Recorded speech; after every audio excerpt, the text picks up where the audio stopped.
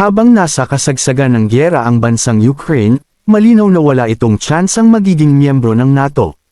Ito ay binanggit bilang isa sa mga pangunahing dahilan kung bakit ang Ukraine ay hindi maaaring sumali sa NATO habang nakipaggyera sa Russia, dahil ito ay maaaring agad na maakit ang alyansa sa isang aktibong digmaan.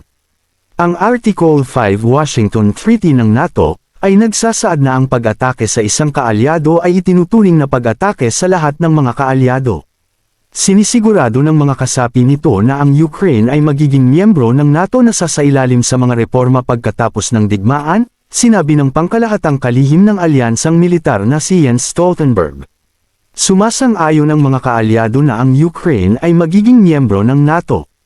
Sa pulong ng mga kasapi nito sasang-ayunan ang mga rekomendasyon para sa mga Ukrainians, mga reforma, habang patuloy na sinusuportahan ng Kiev sa landas na ito patungo sa pagiging miyembro ng NATO. Gayunpaman, ang lahat ng mga kaalyado ay sumasang-ayon pa rin na ang buong pagiging miyembro ay nananatiling imposible sa gitna ng digmaan, kahit na ang mga paraan upang ilipat ang Ukraine at NATO na mas malapit ay nagpapatuloy. Ngayong buwan, nangako ang Germany at Netherlands ng 10 billion euros para sa Ukraine. Nagdagdag ang Romania ng F-16 training center para sa mga Ukrainian pilot. Ang mga kaalyado kasama ang US at Finland ay nagpapadala ng mas maraming air defense at mga bala upang protektahan ang mga lungsod ng Ukraine mula sa mga pag-atake ng Russia. Sinabi rin ni Stoltenberg na ang nakabinding NATO membership ng Sweden ay magtutulak sa pagiging mas ligtas at nanawagan siya sa Turkey at Hungary na kumpletuhin ang mga ratifikasyon nito.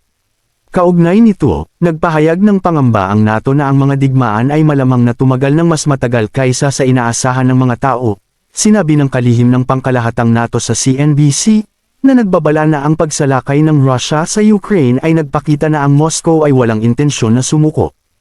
Ang nakita natin ay handa ang Russia na maglagay ng maraming pagsisikap sa digmaang ito.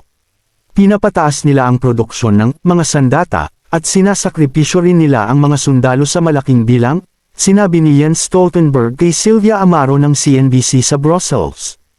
Kailangan nating maging handa sa mahabang panahon, ang presyo ng hindi pagsuporta sa Ukraine ay mas mataas kaysa sa presyo ng pagsuporta sa Ukraine.